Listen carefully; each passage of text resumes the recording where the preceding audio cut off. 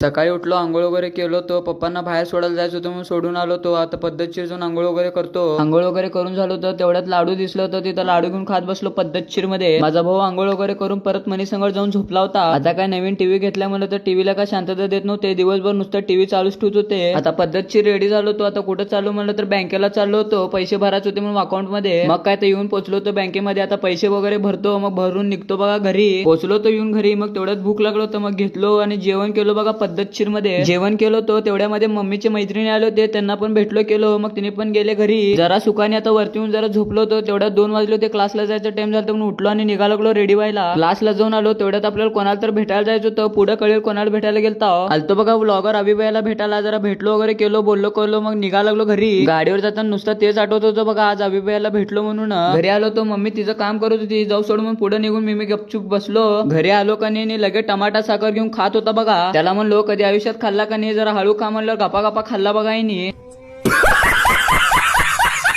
आता वरती येऊन जरा परत झोपून टाकतो. आज केली इतका काय ब्लॉग संपवतो. ब्लॉग आवडला असेल तर लाईक फॉलो करा.